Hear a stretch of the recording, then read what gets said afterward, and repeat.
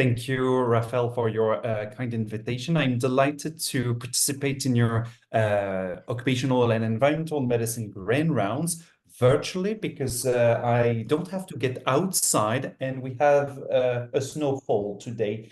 So I'm staying warm here in my home office, and I'm going to talk about psychosocial factors and risk. Before I move forward, I'd like to take some time to acknowledge that I'm located on Treaty 6 territory, a traditional gathering place for many diverse Indigenous people, Métis, Cree, Blackfoot, Nakota, and many others whose presence enrich our vibrant community nowadays. Here are my disclosures. I'm an employee at the U of A. I do receive professional income from Alberta Health Services, which is the public health provider here in Alberta. I do have a number of grants, and none of those are directly related to what I'm going to discuss today. And I sit in a number of editorial boards of some journals, some of which you might know, OEM, hopefully, and two other journals and magazines in French in the field of occupational medicine.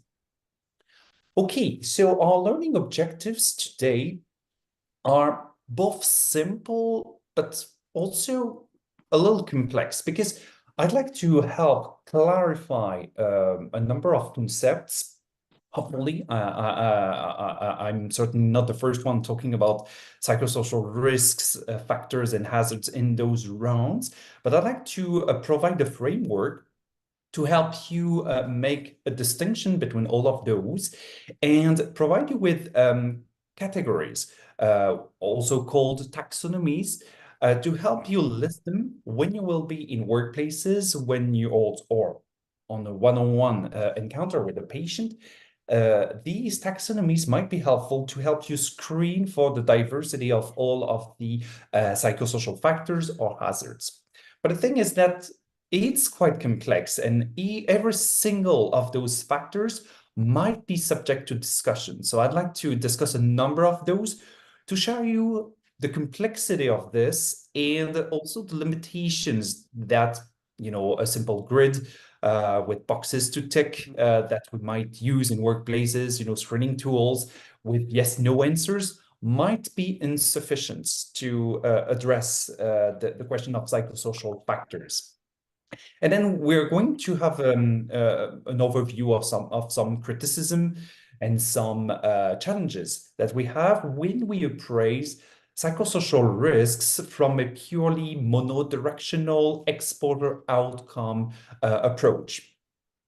So let's dive in and let's get started with definitions. These definitions are provided by one of my colleagues, Professor Stavrola Leka. Stavrola is a professor of psychology. She's moved in between different universities over the past years, and now she's working at Lancaster University. And she's been for many years the chair of our scientific committee at ICOE on work, organizational, and psychosocial factors. And she's very strict and very precise with those definitions. And I do believe that having these definitions in mind really helps get a frame and really helps understand the difference between exposures and outcomes. And it can be a little, fuzzy sometimes when we talk about psychosocial risk, especially when we use the word stress. Stress is a particularly funny word because it could refer to the exposure when we say I am under stress, or it could refer to the consequences, the outcome of the exposure. I am stressed. So here we separate those two concepts under stressors to refer to the exposures, and the stress response when we refer to the psychosocial risks related to those. So you see that already it might be a little more complicated than it looks when we don't take the time to think about it. So our first category here is psychosocial factors. Psychosocial factors are just parameters of the workplace. There are ways of organizing and managing work. There can be demands, there can be support, rewards, interpersonal relationships, and so on. And those are neither positive nor negative. They are just parameters. So if you take any workplace, any workstation, there always is a degree of demands. There always is a degree of support. But I don't have any assumption as to whether or not these demands are good or not, these support is sufficient or not. Those are just parameters of the workplace. Moving on to the psychosocial hazards. Basically, psychosocial hazards are the situation where those parameters are going to be negative. So in other words, there are aspects of work design and organization and management of work and their social and environmental contexts, which have the potential for causing psychological, social, and physical harm. If you're familiar with the definition of an occupational hazard, you will see a number of similarities in the definition, and psychosocial hazard should be conceptualized likely as occupational hazards, the same way, something that has the potential to cause harm. So those are going to be the negative parameters listed above. When psychosocial demands are very high, when the social support is insufficient, where there's no reward, and so on and so forth. And we can also call that stressors to make it simple and to lump the concept of stress in here. And the final line here is about psychosocial risks. And those are the consequences when people are exposed to psychosocial hazard. And here, same as any occupational risks, the probability that exposure to psychosocial hazards create harm. In other words, it could be considered as a stress response, and usually we label those in terms of conditions. So when exposed to psychosocial hazards, you have a risk of developing depression, you have a risk of developing anxiety, you have a risk of developing PTSD, and so on and so forth. So those are really the three layers that we are going to use when assessing psychosocial risks. Here is a first classification. This is not the one I'm going to detail, but I'd like to mention it because it's accessible in English. Here's the reference. And you can use it like it's a good one. So you have here the Lecan taxonomy of psychosocial hazards. You have hazards that are listed on the right side of the screen and factors on the left side, because there's no indication as to whether or not it's negative or not. Job content, any job has some job content. So then you look at the clarification on the other column. So job content, it's going to refer to lack of variety or short work cycles, fragmented or meaningless work, underuse of skills, high uncertainty, continuous exposure to people through work, and so on and so forth. And you're going to see that you have this for all of those factors. So workload and work pace, work schedule, control, environment and equipment, organizational culture and function, interpersonal relationships at work, role in organization, career development, and home work interface. So this is an example, but I'm going to spend a little bit more time on this one that is used quite a bit in France and is considered as a reference, not to say gold standard, the Golak and Volkov taxonomy of psychosocial factors. You're going to see categories that are very much similar. It's, you know, the same kind of topic, maybe organized a little bit differently. Honestly, when we talk about psychosocial factors, there's nothing really surprising. We should have the same elements, maybe organized a different way. So we have here, I hope that no one has color vision defect. Sorry for this poor choice in colors that I made, because there's green and red on the screen. We are going to review quickly this classification, and then we're going to, you know, to dive a little bit more in the words and notions that are in red, to just point out and develop a little bit more the complexity of some of those factors. So there are 6 categories according to Golak and Volkov when assessing psychosocial factors. First, demands, the work demands, which include the workload, work pace and pressure, and the work complexity, and as well as the troubles people might have managing work and leisure time. So you see here the home-work interface that was namely listed in the previous classification. Number 2 is about demands, emotional demands, emotional exhaustion, faking or hiding emotions. Think when you're taking the plane, a flight, how the workers, the attendants, flight attendants, have to fake emotions. Their capacity may depending on the aircraft company. Not all of the workers in all companies are alike, but there are workers there who are very good at faking or hiding emotions. Might be a skill required to help calm an audience. And especially when it comes to transportation, the role of attendants is not just to provide people with snacks. It's also to maintain a level of, quietness in the cabins, so safety is preserved, so people listen to the safety advice that they're providing. And so all of this behavior of faking emotions also has a professional role. It serves a purpose at the workplace, not just faking emotions to just look nice. Sometimes it's because it's a requirement of the job. And all of this might be very demanding when you have to fake being nice while you're really angry at the customers and the public. It might be very complex to hold both sides of it.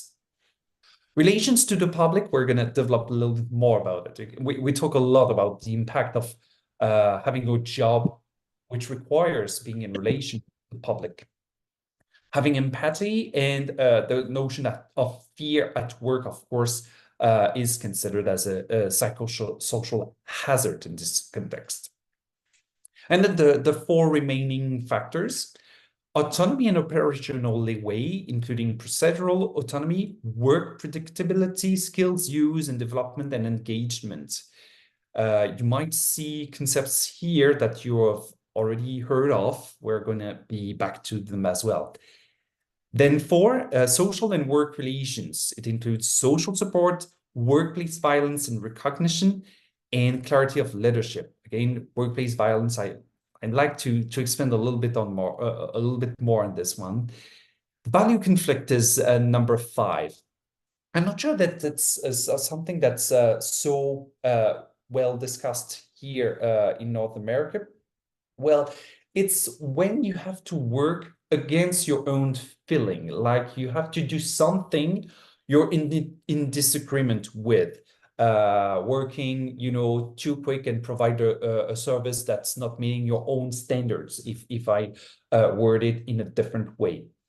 Basically, working is always dealing with a degree of value conflict. You always have to adjust your own expectation so it can meet your employer's expectation.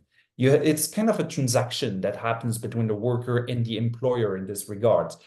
If you are involved in an employee-employer relationship, then you're working for a third party, and it's this third party who decides whatever you have to do. So it's likely that you are not going to agree on every single aspect of the work to be done with the third party. So you have to, deal with disagreements.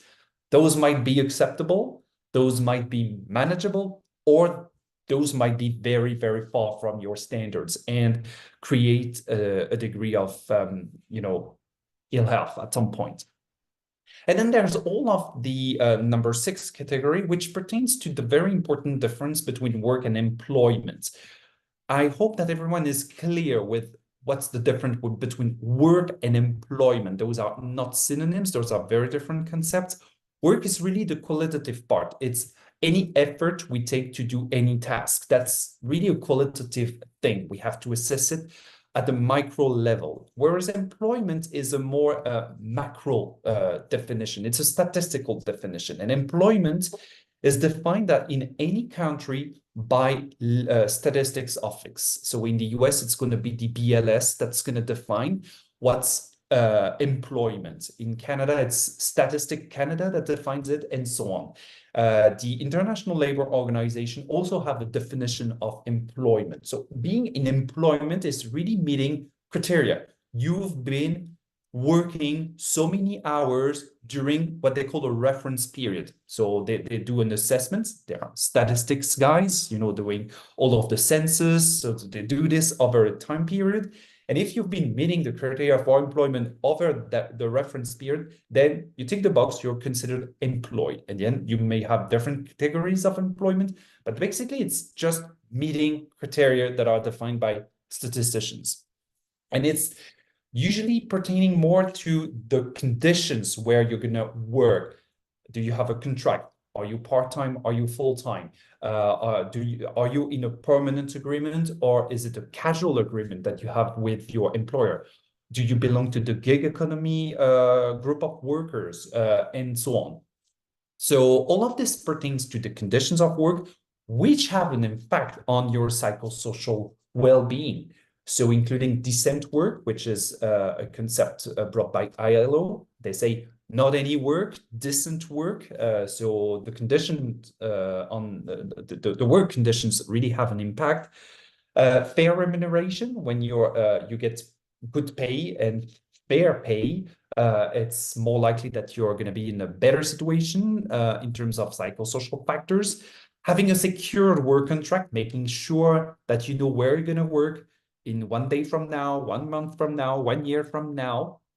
And work sustainability, which is the idea that you can stay at your work up until retirement, which might be easy for an academic, which might be more difficult for a worker, a blue-collar worker working in a poultry farm, for instance, where it's a very physical work environment. Work sustainability is going to be much more compromised.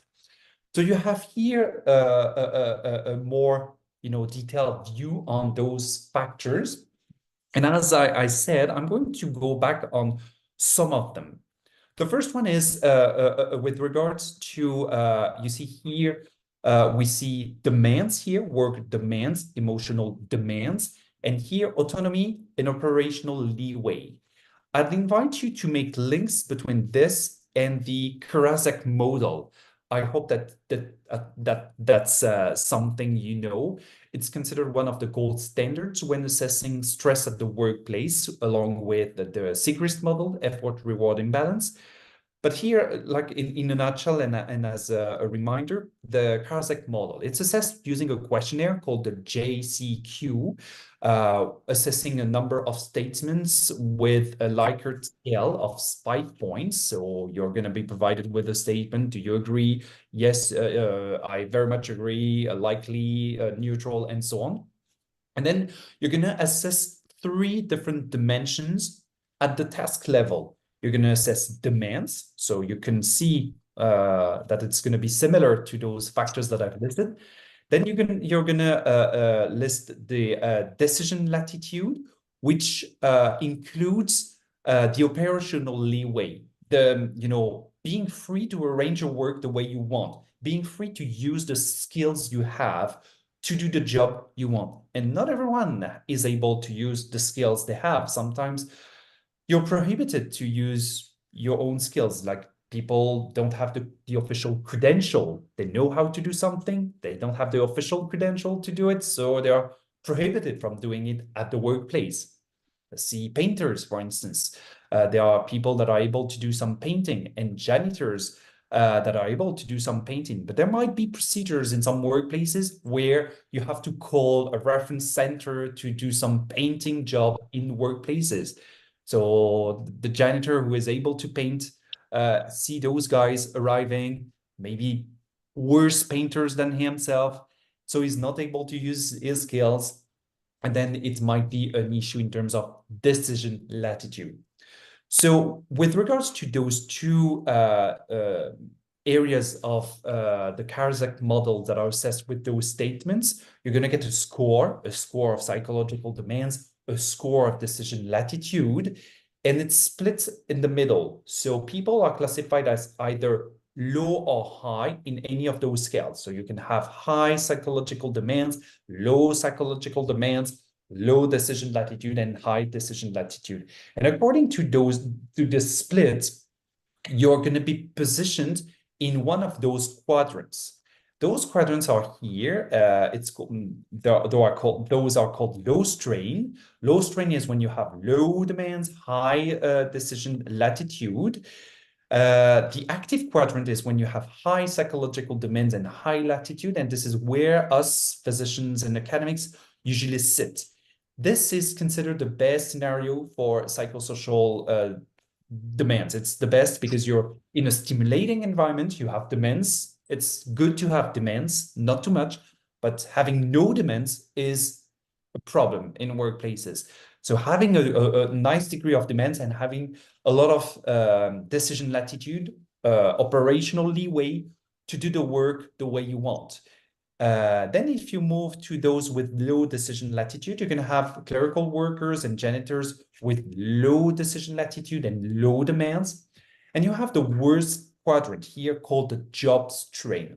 Job strain is really an expression that's tied to the Karaczek model. So if anyone speaks about job strain, it refers to this model. And by definition, job strains refer to a situation where demands are high and the decision latitude is low. So you're asked to do a lot of things while you're being provided with no operational freedom to do it. So it's going to be all of the machine-paced operative assemblers where the pace, the cadence of whatever you do is decided by your machine. So you can't adjust yourself, your work. Cutting operatives, waiters, all of the workers that are under a huge time pressure and stress, obviously. So those are coined and called job strain. So you can see how those ways to classify people under those quadrants, demands and latitude, decision latitude, are also overlapping with the psychosocial factors as assessed by Golak and Volkov. But you can see that even though this model, the Karaczek model, is considered the gold standard, we have 6 categories under the Golak and Volkov model. So those models of stress, whether it's Karaczek or Sigris, but here I'm dealing with Karaczek, they are far from being comprehensive. They take a couple of items from a large set of parameters, and they say, yeah, stress is going to be job strain. So the way I say it is that job strain is usually a proxy for stress. It's not exactly this. There are people that might sit in other quadrants that may be very, very in a bad shape with regards to their psychosocial level, psychosocial risk level. For instance, if you go under the low strain people, you have workers that are, it's a form of harassment when workers are in an organization and the employer is willing to get rid of them. There is a strategy of stopping to invite them in meetings, stopping to giving them work to do, and excluding them from the work site. They are still employed. And here, the thing is that it's the employer who is waiting the worker to quit and resign. This is usually the case in countries where labor laws are very strong and where it's difficult to fire a worker. And when it's easier to have them resign, you have less money and severance and so on to pay them. So I don't know how often this happens in the United States. This is something that happens in France, for instance, where the labor laws environment is deemed a little higher than in North America. So those people are not going to qualify under job strain. They are going to qualify into low strain, but are very in a bad situation in terms of psychosocial factors. So you can see here that job strain cannot capture the entirety of psychosocial factors because we're assessing just those 2 categories. There is another category that has been subsequently added to the Karaczek model, which is social support. But still, we just have 3 dimensions out of 6 categories from Golak and Volkov, and more from Cox and Lecca. So still, you're adding another one, but it's just 3 dimensions out of many, many more that can be possible. And when you have a situation of job strain, so with high demands, low decision latitude, and you add to this having low social support, this is the worst situation, and Karzak calls that ISO strain. Stay tuned with Karzak is currently upgrading his model, which is still very simple. He is expanding it to add different layers up to the macro level. So there might be peer-reviewed publications coming soon about it. But if you go on his website, is outlining where it's going to go with this model. But I think that it's easier to keep it simple and keep in mind the Karzak 1.0 model. So here you see through this explanation how far the discussion can go when we take just those 2 elements, demands and control. So then I'm going to go a little forward with troubles managing work and leisure time. So I'm going to discuss and refer to some papers that I've written a couple years ago now, and some work we've conducted with regard to workaholism. Basically, there's a number of workers who tend to believe or make us believe that there's a clear cut between work and home. You know, when I'm at work, I'm 100% focused, and when I'm home, I leave everything behind.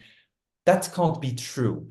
I'm 100% sure that you in attendance behind your your cameras, you've been thinking of home stuff since the beginning of this presentation. I'm not blaming you. It's normal. It's physiologic, because we're not working in silos. Everyone is always thinking of, you know, things that don't pertain to whatever they're doing at the moment. We are thinking in anticipation, and it works in both directions. While you're at work, you might think, oh, damn, my fridge is empty. I have to go grocery shopping tonight. That might be something you have in mind. And this is some connection between what you're thinking while you're working and being on your work tasks. And it can be the same while you're on the weekend, for instance. On a Sunday, you might be anticipating your work day on the Monday and think of work while you're on a weekend, or worse, during a vacation. So all of those, you know, intrications are very much normal.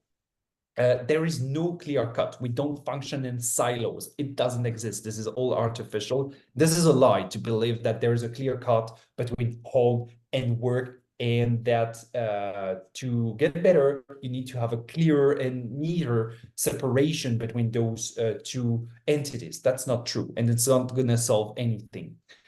But the problem is the degree of it. It's normal to think a little bit of home when you're at work. It's not normal that you're invaded with intrusive thoughts that prevent you from doing your work, that are so intense and important that you can't focus on whatever you have to do. And the same applies to the personal time.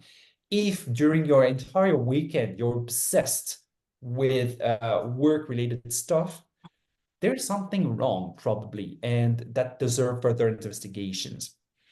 So this pertains to, if we go a little further, this can be linked to the concept of workaholism.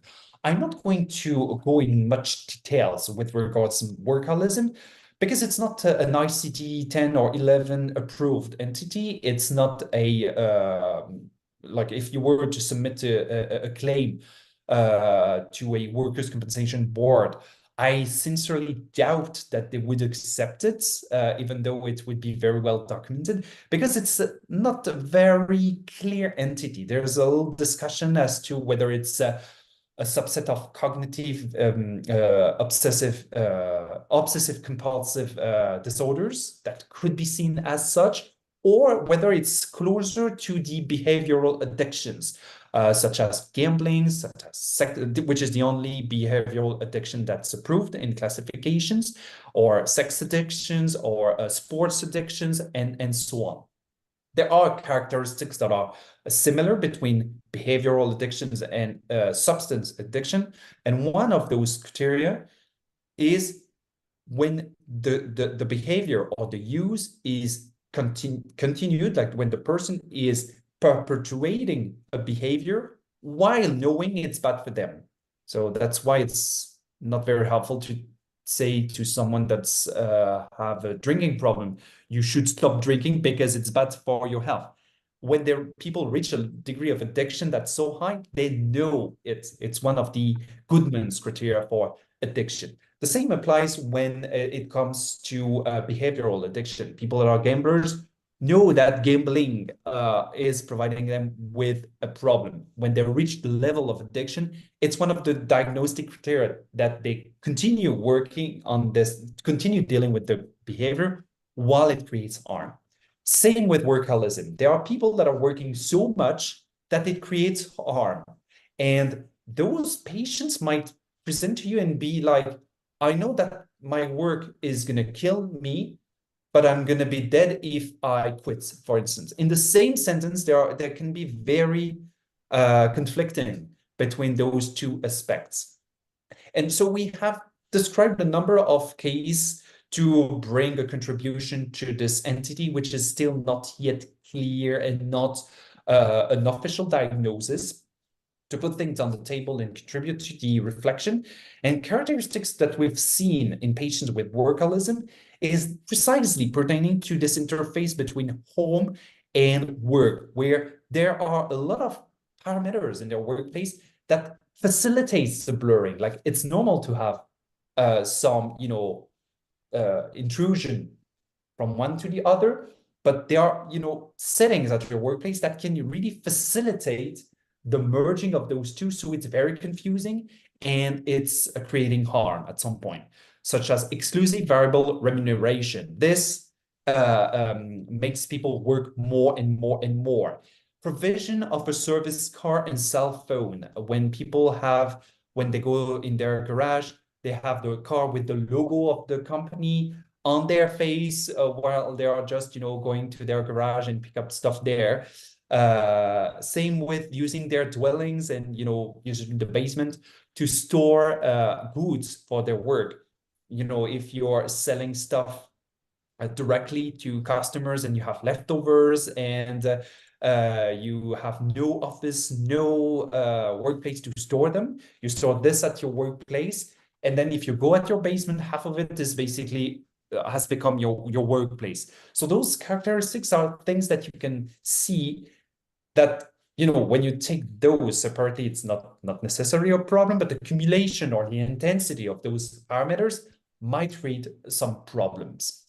So that's very, like, the relationship between work and leisure time, or work and home interface, is very complicated. If I expand a little bit on this, when we do some assessments in work-relatedness, when it pertains to personal factors versus workplace factors in deciding whether the person became sick because of their work, some elements might bring some more complication. And I'm thinking of divorce, for instance. So let's assume we have a worker and they are divorcing at the moment, but they are also in a very difficult work situation. So if they were to submit a claim at a workers' comp for work-related depression, for instance, one can be tempted to reject the claim and say, oh, but this person is under divorce, so it's a personal factor, it's nothing related to the workplace, so we're excluding and rejecting and denying the claim, and that's it. Like, how dare he can claim workers' compensation benefits while being under divorce for psychosocial risk? Like, it's obvious it's the divorce that's creates this depression. But if you go a little bit further, there are divorces that can be work-related. If the story is that at work, there is a work change, and then you can see, for instance, those parameters that you have on your screen with someone that's so involved in their work, constantly whining and complaining about work, working overtime, and so on and so forth. So the person divorces as a consequence of this, on top of having the psychosocial consequences of this. There are divorces that are work-related. It's been documented for many years in railway companies, for instance. There have been monographs in the 50s in France about work-related divorces. So even this is complicated. You can't take a list and, see what are the work factors, what are the personal factors, and be super strict and think that it's objective and it's going to be final. There might be, links between those. And sometimes the reverse, like a divorce situation may create an unbalanced situation at your work. So you're less efficient because you're so concerned, and it can be very difficult to find the original risk factors. All of this is going to give you further food for thought and prove you that under this very simple line, there's a lot of complexity behind it. So refrain from, taking those lists and have a checklist, with boxes to check yes, no. Yes, there are demands. No, there are no demands. It's the worst thing to do, probably. There's a lot of layers to all of this. I'm not sure I'm going to take the time to go in so much detail with every factors. So I'm going to move to the next one, external violence. This one is very important. Violence, working with public and external violence.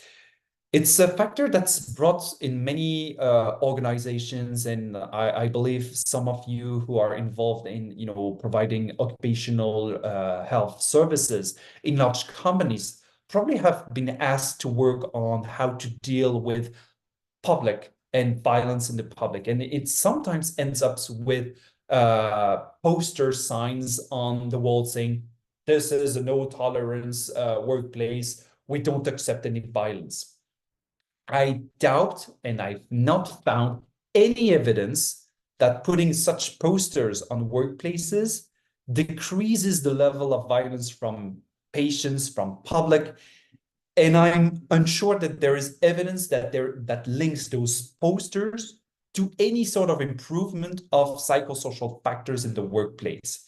This is such a low-level degree of action, and usually this illustrates the risk rather than even the beginning of the solution to improve the workplace factors.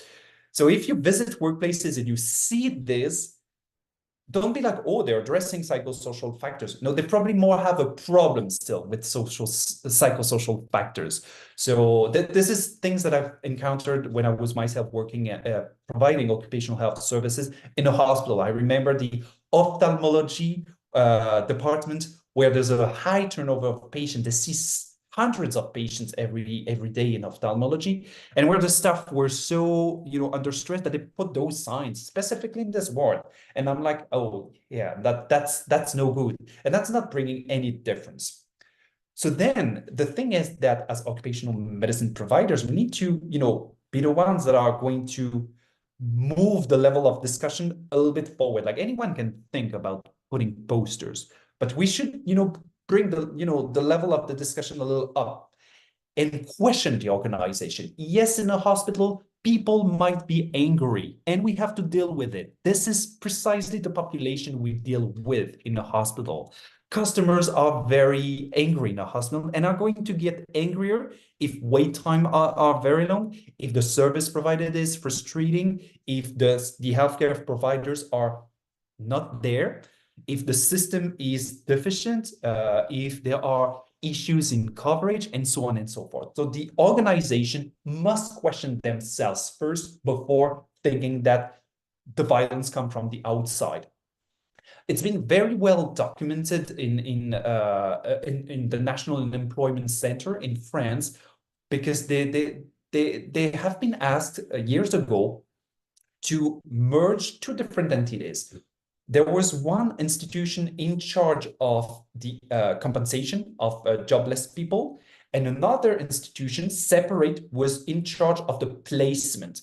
So you had accountants, people with mathematics degrees, like people loving Excel on the one hand, and the others were more vocational advisors, like really more qualitative people. And within 3 weeks, this merging has occurred in 3 weeks.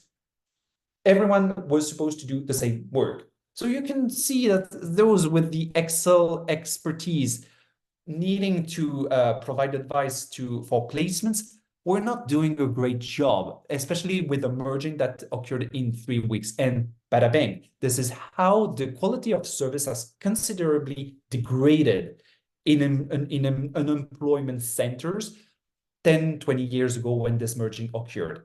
And you add to this that this service is precisely directed to a vulnerable population. It's terrible to lose your job when you've not decided to, because how are you going to pay your bills? How are you going to pay your mortgage? Obviously, this is a huge stressor. So you need to provide a service that meets this to alleviate some of the stress. So the worse the service is, the more stressful it is. And we've seen an increase in violence in the public attending those offices. And then the solution is what? Telling them to calm down. That doesn't work. It doesn't make a lot of sense if you think of the big picture.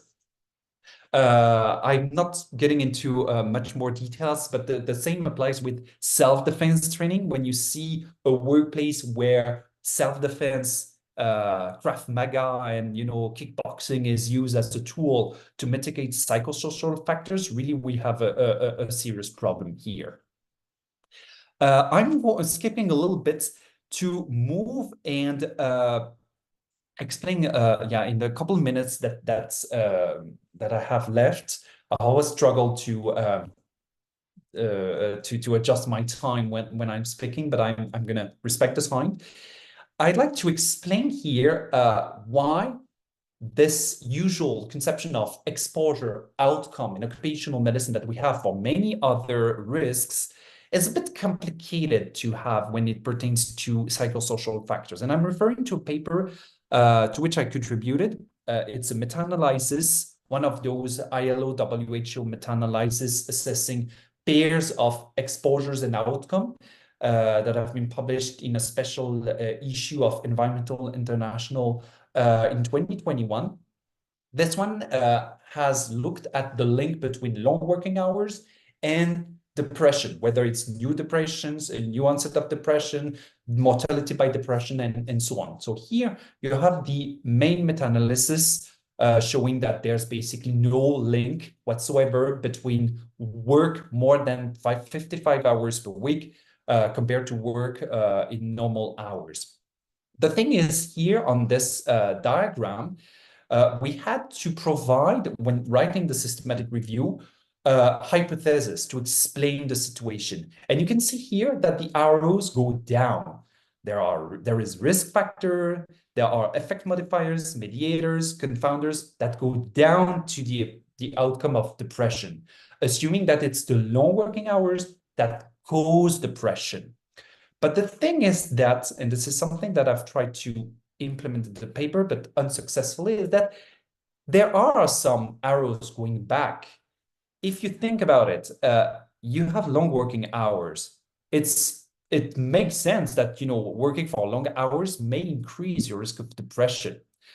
But if you suffer from depression, it also may have an effect on your working hours, and those may become long. For instance, if you're suffering from depression, whether it's work-related or not, you're lacking efficacy. So you might be in a situation where you need to catch up with the work that's behind. So you might need to increase your work hours. So you might have long working hours related to the depression that you might have. And on the other hand, you might be tempted to decrease your work hours because you have depression, because you're not motivated. You're willing to get home as soon as possible. You're not willing to put any additional time in your work. So all of this is very complicated. And much more than this is suggested between the exposure and outcome. When it pertains to psychosocial risks, the outcome might have an effect on the exposure, because all of our minds function a little differently. And it's difficult to make sure that by splitting things in factors, we still capture the entirety of a workplace situation.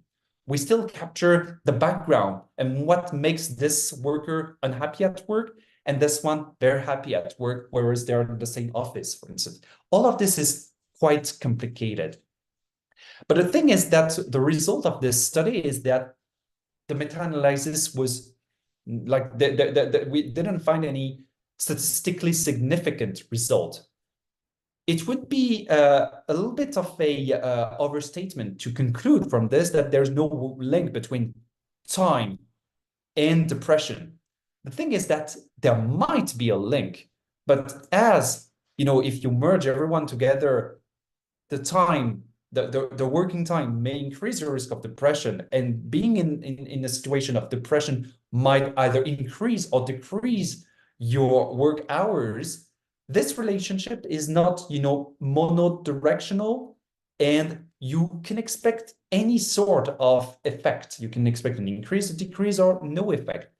So it's not to say that working time has no effect on depression or depression has no effect on working time, but we're unable to see a unified effect. We're unable to conclude that it's going to be this for most people. The same applies with the pandemic, you know, when people say the pandemic has increased mental health problems, for instance. You know, you need to have a degree of, more precise analysis. When you do some more subgroup analysis, you're going to see that most people had no ill health effect in terms of mental health during the pandemic. Like most people did very well during the pandemic. And there is a subset of people that went, you know, worse, and a subset of people that went even better during the pandemic, where a subgroup of people even with suicidal attempts which have decreased. So it's very difficult, contrary to, you know, if you look at asbestos fibers and lung diseases. Well, you put someone in a situation where they're going to inhale asbestos fibers, it's likely that they're going to develop mesothelioma, asbestosis, and so on. This is a little different when it comes to psychosocial factors, because the relationships are much more complicated and can't be simplified with boxes and simple arrows that goes in one direction. This is my final slide with all of the take-home message that I'd like to convey to you. The different layers: psychosocial factors, which are parameters; psychosocial hazards, which are the bad versions of the parameters, also called stressors; psychosocial risks, which are the consequences on your health when you're exposed to a psychosocial hazard, also called stress response, with different categories of psychosocial factors and hazards that you can use to screen and look at things. But these taxonomies are not an end by themselves, and it's not sufficient to take them and just tick boxes, yes, no. You can have a degree of discussion for every single of those factors. And there's no such thing as a pure exposure outcome, unidirectional pathway in the field of psychosocial risk. It's much more complicated than this. So I hope this presentation provided you with a framework to help you simplify and organize the situation and separate factors, hazards, and risks. But having in mind that when you are willing to go further, there's a whole degree of complexity in every one of those factors. And I'm just ending up with just inviting you to Edmonton if you're willing to come, and if you're not far from us in September, we are having our national scientific meeting. So if you're willing to join us and come and visit the mountains afterwards, you have the information on your screen. Thank you very much.